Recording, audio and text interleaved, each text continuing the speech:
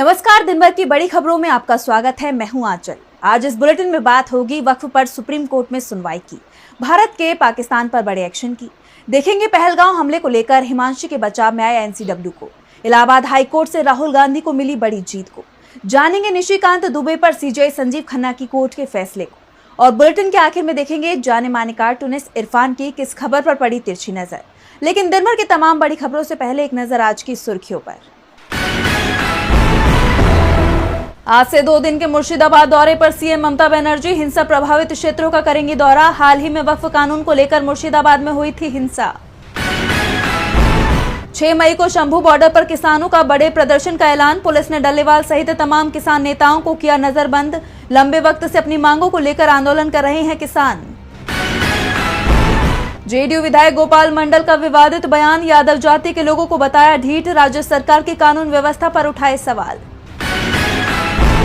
हरे निशान पर बंद हुआ शेयर बाजार, 294 अंकों की बढ़त के साथ 80,796 अंकों पर बंद हुआ सेंसेक्स, तो वहीं 114 अंकों की बढ़त के साथ 24,461 पर बंद हुआ निफ्टी। ये तो थी सुर्खियां। अब बात आज की सबसे बड़ी खबर की। सुप्रीम कोर्ट में वक्फ संशोधन कानून को चुनौती दी गई। वक्फ संशोधन कानून की संवैधानिकता को चुनौती देने वाली याचिकाओं पर सुप्रीम कोर्ट आज करीब 2 हफ्ते के बाद सुनवाई के लिए बैठी। तो क्या कुछ हुआ कोर्ट में, जानने के लिए देखिए रिपोर्ट। वक्फ संशोधन कानून के जिन प्रावधानों को लेकर सुप्रीम कोर्ट ने सवाल उठाए थे, अंतरिम रोक लगा दी थी, उस पर फिलहाल अंतरिम रोक लगी रहेगी। सीजीआई की अध्यक्षता वाली 3 जजों की बेंच में वक्फ कानून को लेकर आज सुनवाई हुई।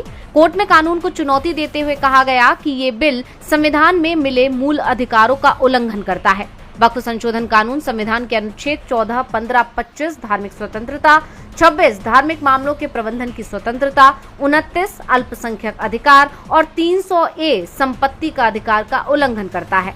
वक्फ बोर्ड में गैर मुसलमानों को शामिल करना और डिस्ट्रिक्ट कलेक्टर को वक्फ संपत्ति का फैसला करने का अधिकार देना सरकारी हस्तक्षेप को बढ़ाता है। ये कानून मुस्लिम समुदाय के साथ भेदभाव करता है। याचिकाकर्ताओं की दलीलों पर सुनवाई करते हुए सीजीआई संजीव खन्ना ने कहा कि हमने इस पर आपत्तियां और जवाब पढ़े हैं। पंजीकरण और कुछ आंकड़ों पर कुछ सवाल उठाए गए हैं जिन पर याचिकाकर्ताओं ने आपत्ति की है। इस पर विचार किया जाना चाहिए। 2 बातें हैं जिन पर ध्यान दिया जाना चाहिए। मैं अंतिम चरण में भी कोई निर्णय या आदेश सुरक्षित नहीं रखना चाहता। इस मामले की सुनवाई किसी उचित दिन होनी चाहिए। ये मेरे समक्ष नहीं होगा। हम इसे अंतरिम और अंतिम दोनों आदेशों के लिए बुधवार या गुरुवार को जस्टिस गवई की बेंच के समक्ष रखेंगे। दरअसल सीजीआई संजीव खन्ना 13 मई को रिटायर हो रहे हैं। 14 मई को जस्टिस BR गवई सीजीआई पद की शपथ लेंगे। इसलिए जस्टिस खन्ना ने ये मामला जस्टिस गवई की बेंच को भेज दिया है। दरअसल कांग्रेस सांसद मोहम्मद जावेद और AIMIM प्रमुख असदुद्दीन ओवैसी ने वक्फ संशोधन अधिनियम के खिलाफ कोर्ट का दरवाजा खटखटाया है। उनकी दलील है कि ये कानून असंवैधानिक है और संविधान के विभिन्न प्रावधानों का उल्लंघन करता है। हालांकि सुप्रीम कोर्ट में सुनवाई से पहले ही सरकार ने इस कानून के 2 मुख्य प्रावधानों को रोक दिया है। केंद्र ने 17 अप्रैल को ही सर्वोच्च न्यायालय को आश्वासन दिया था कि वो वक्फ संपत्तियों को डिनोटिफाई नहीं करेगा, जिसमें वक्फ बाय यूजर भी शामिल है। इसके अलावा केंद्र ने ये भी भरोसा दिया कि केंद्रीय वक्फ परिषद के साथ साथ दूसरे बोर्डों में भी कोई नियुक्ति नहीं करेगा। वक्फ कानून पर अब जस्टिस गवई की अध्यक्षता वाली बेंच सुनवाई करेगी और तब तक जो अंतरिम रोक लगाई गई थी वो जारी रहेगी। यानी वक्फ कानून पर अभी मुस्लिम पक्ष को लंबी लड़ाई लड़नी होगी। तो भारत और पाकिस्तान के बीच भी लड़ाई को लेकर अटकलें लगाई जा रही हैं। रूसी राष्ट्रपति व्लादिमीर पुतिन ने पीएम मोदी से बात की है, तो वहीं भारत ने नदी के पानी को लेकर अपना रवैया बेहद सख्त कर लिया है। देखिए रिपोर्ट। हिंदुस्तान और पाकिस्तान के बीच चल रहे टकराव में पानी बड़ा मुद्दा बन गया है।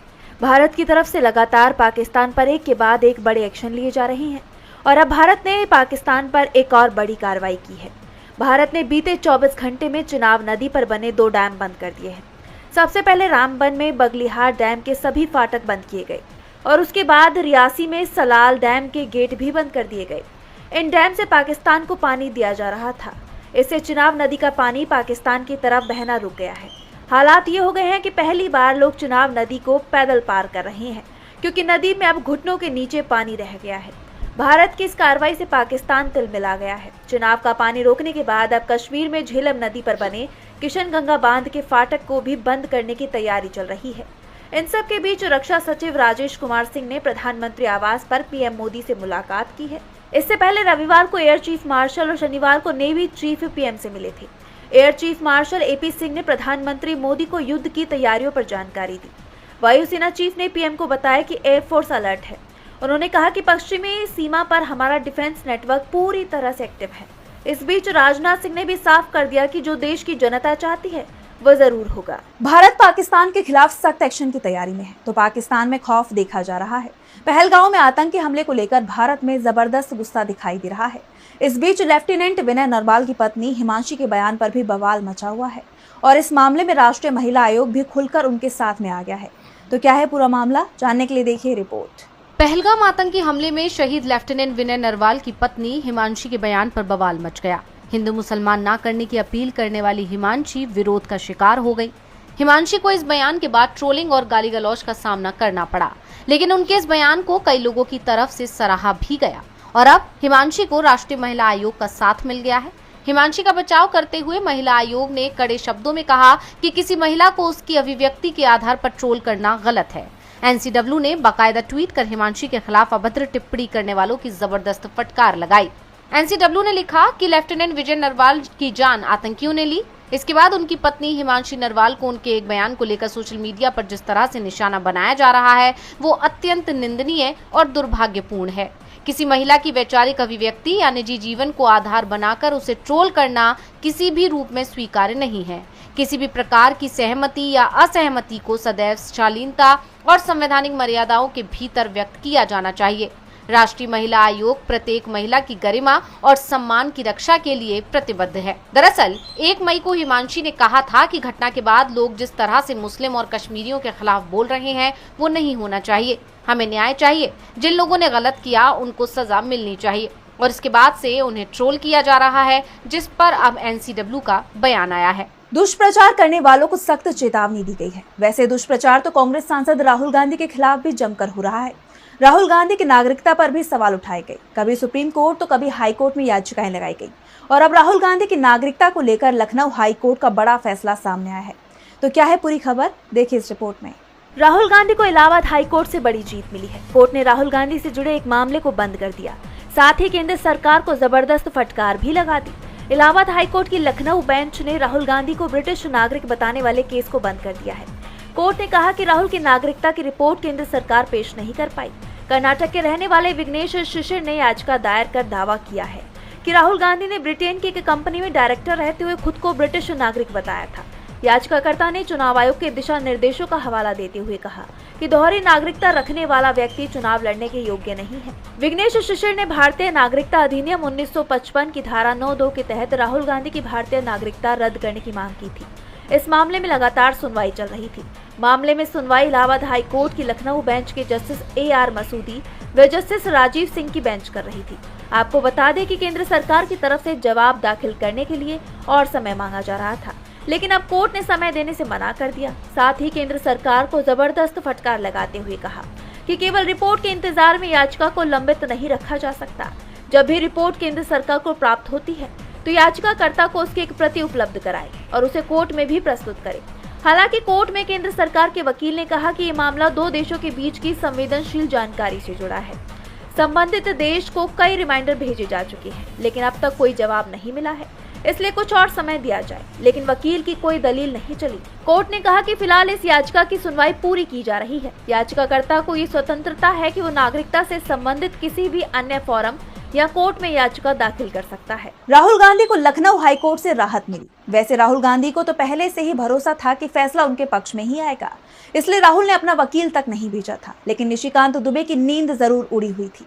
सुप्रीम कोर्ट और सीजीआई के खिलाफ बयान देने के मामले में वो मुश्किल में घिरते दिखाई दे रहे थे और अब सीजीआई ने इस मामले में फैसला सुना दिया है। देखिए रिपोर्ट। बीजेपी सांसद निशिकांत दुबे के मामले में भले ही सुप्रीम कोर्ट ने याचिका खारिज कर दी हो, लेकिन सुप्रीम कोर्ट की टिप्पणी की चर्चा अब हर तरफ हो रही है, क्योंकि कोर्ट ने सख्त लहजे में कह दिया है कि मामले में हम एक शॉर्ट आदेश जरूर जारी करेंगे। सुप्रीम कोर्ट और chief justice of India Sanjeev Khanna के बारे में भाजपा सांसद निशिकांत दुबे के खिलाफ दायर अवमानना याचिका सुप्रीम कोर्ट ने खारिज कर दी। अपने एक्शन के साथ कोर्ट ने कहा कि हमारे कंधे चौड़े हैं और हम याचिका पर विचार नहीं करना चाहते हैं। यानी कोर्ट ने इशारों में बता दिया कि बीजेपी नेताओं के ये उल जुलूल बयान पर सुप्रीम कोर्ट ध्यान देकर अपना समय बर्बाद नहीं करना चाहता है। भाजपा सांसद निशिकांत दुबे के खिलाफ एक याचिका लगाई गई थी। याचिका में सुप्रीम कोर्ट और सीजीआई संजीव खन्ना पर अपमानजनक टिप्पणी करने के लिए दुबे पर अवमानना कार्यवाही करने की मांग की गई थी। मामले में सुनवाई के दौरान सीजीआई ने कहा, कि हमारे कंधे मजबूत हैं, हम याचिका पर विचार नहीं करना चाहते हैं। लेकिन याचिकाकर्ता के वकील विशाल तिवारी ने कहा कि ये अदालत और जजों की गरिमा का सवाल है। ऐसे में पीठ ने याचिकाकर्ता की दलीलों पर कहा कि हम फिलहाल कोई दलील या बहस नहीं सुनना चाहते, लेकिन हम एक शॉर्ट ऑर्डर जरूर पास करेंगे। कोर्ट के तेवर बता रहे हैं कि भले ही उन्होंने मामले में सुनवाई नहीं की है, लेकिन इसका मतलब ये नहीं है कि कोर्ट इस मामले को गंभीरता से नहीं ले रहा है, बल्कि कोर्ट मामले में सख्त आदेश देगा। अब देखना होगा कि कोर्ट की तरफ से क्या आदेश जारी किया जाता है। यानी निशिकांत दुबे की मुश्किलें कम नहीं हुई हैं, बल्कि बढ़ने वाली हैं। निशिकांत दुबे को एक तरफ जहां राहत मिल गई, उनके खिलाफ दायर याचिका पर सुनवाई से सीजीआई ने इनकार कर दिया है, तो दूसरी तरफ हरियाणा और पंजाब के बीच नया विवाद खड़ा हो गया है। पानी को लेकर लड़ाई हो रही है। पंजाब सरकार ने साफ कर दिया है कि वो हरियाणा को अतिरिक्त पानी नहीं देगा। इसे लेकर विधानसभा का सत्र बुला लिया गया। तो क्या कुछ हुआ इस सत्र में, देखिए इस रिपोर्ट में। पंजाब और हरियाणा के बीच पानी के लिए शुरू हुआ सियासी घमासान रुकने का नाम ही नहीं ले रहा है। जल विवाद को लेकर दोनों राज्यों की सरकारें आमने सामने हैं। भाखड़ा नहर के पानी को लेकर विवाद लगातार जारी है। इस बीच पंजाब विधानसभा का स्पेशल सत्र बुलाया गया। इस दौरान सदन में तीखी बहस देखने को मिली। हरियाणा को अतिरिक्त पानी देने के प्रस्ताव पर विधायकों ने विरोध जताया। विधायक अमृतपाल सिंह सुखानंद ने भाखड़ा व्यास प्रबंधन बोर्ड यानी बीबीएमबी के फैसले की प्रति को सदन में फाड़कर अपना गुस्सा जाहिर किया। जल स्रोत मंत्री बरिंद्र गोयल ने बीबीएमबी के हरियाणा को 4500 क्यूसेक अतिरिक्त पानी देने के प्रस्ताव को सदन में रखा। साथ ही उन्होंने केंद्र सरकार के डैम सेफ्टी एक्ट 2021 को रद्द करने का प्रस्ताव भी पेश किया, जिसे राज्य के अधिकारों पर अतिक्रमण माना जा रहा है। बीबीएमबी ने हरियाणा को अतिरिक्त पानी देने की सिफारिश की थी, जिसे 2 मई को दिल्ली में हुई बैठक में केंद्रीय गृह सचिव ने भी समर्थन दिया। इससे पंजाब सरकार नाराज है। केंद्र ने नंगल बांध के नियंत्रण कक्ष को बीबीएमबी को सौंपने का निर्देश दिया, लेकिन पंजाब सरकार ने अभी तक इसे नहीं छोड़ा। इस दौरान पंजाब के सीएम भगवंत मान ने कहा कि हम पुरानी सरकारों की गलतियों का नतीजा भुगत रहे हैं। सुप्रीम कोर्ट तक लड़ाई लड़ूंगा, पंजाब का पानी हरियाणा नहीं जाने दूंगा। पंजाब सरकार का कहना है कि हरियाणा को पहले से ही 4000 क्यूसेक पानी दिया जा रहा है और 8500 क्यूसेक की अतिरिक्त मांग गलत है। इससे पंजाब के किसानों को नुकसान होगा। कैबिनेट मंत्री हरपाल चीमा ने कहा कि केंद्र और हरियाणा की बीजेपी सरकार पंजाब के जल अधिकार छीनना चाहती है। उन्होंने जोर देकर कहा कि पंजाब अपनी जरूरतों के लिए पानी बचाएगा और अपने हक की रक्षा करेगा। पानी की लड़ाई आगे भी लड़ी जाएगी, क्योंकि हरियाणा इस मामले को सुप्रीम कोर्ट तक ले जाने को तैयार है। तो सुप्रीम कोर्ट ने हाई कोर्ट से सवाल किया है कि उसके पास कितने ऐसे मामले पेंडिंग हैं जिसमें सुनवाई पूरी हो चुकी है, लेकिन फैसला नहीं सुनाया गया है। सुप्रीम कोर्ट ने देश भर के हाई कोर्ट्स को निर्देश दिया है कि वो उन मामलों की जानकारी दें जिनमें 31 जनवरी 2025 से पहले फैसला सुरक्षित रखा गया, लेकिन अभी तक फैसला नहीं सुनाया गया। जस्टिस सूर्यकांत और जस्टिस एन.के. सिंह की बेंच ने कहा कि इस तरह की देरी चिंताजनक है और समय पर न्याय सुनिश्चित करने के लिए दिशा निर्देश तय करने होंगे। यह आदेश एक याचिका पर सुनवाई के दौरान आया, जिसमें 4 दोषियों ने शिकायत की थी कि झारखंड हाई कोर्ट ने 2022 में उनकी अपील पर फैसला सुरक्षित रखा, लेकिन अभी तक सुनवाई पूरी नहीं हुई। सुप्रीम कोर्ट ने इंडियन एक्सप्रेस की एक रिपोर्ट का जिक्र किया, जिसमें बताया गया कि नोटिस के बाद झारखंड हाई कोर्ट ने 1 हफ्ते में 75 आपराधिक मामलों पर सुनवाई की। कोर्ट ने सभी हाई कोर्ट्स को 4 हफ्तों में 31 जनवरी 2022 से दिसंबर 2024 तक के लंबित फैसलों की रिपोर्ट देने को कहा। इसमें आपराधिक और सिविल मामलों की अलग अलग जानकारी देनी होगी। साथ ही ये भी बताना होगा कि मामला एकल पीठ का है या खंडपीठ का। याचिकाकर्ताओं का कहना है कि हाई कोर्ट के फैसले में देरी के कारण वो क्षमा या अन्य राहत के लिए आवेदन नहीं कर पा रहे हैं। उन्होंने तर्क दिया कि ये देरी संविधान के अनुच्छेद 21 का उल्लंघन है। और बुलेटिन के आखिर में देखेंगे जाने माने कार्टूनिस्ट इरफान की किस खबर पर पड़ी तिरछी नजर।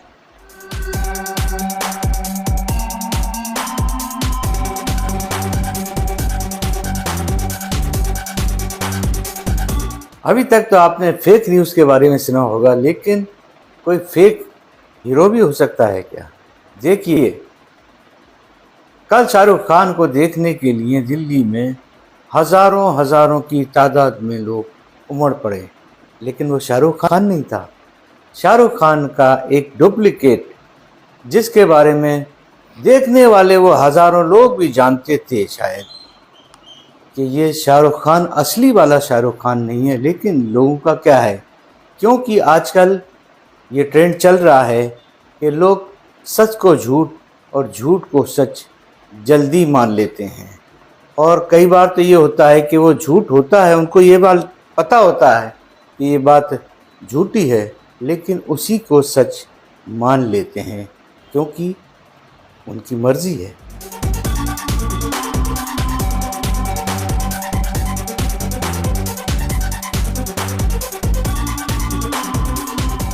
बहुत बहुत शुक्रिया इरफान जी। तो आज इस बुलेटिन में इतना ही। आप देखते रहिए DB लाइव। नमस्कार।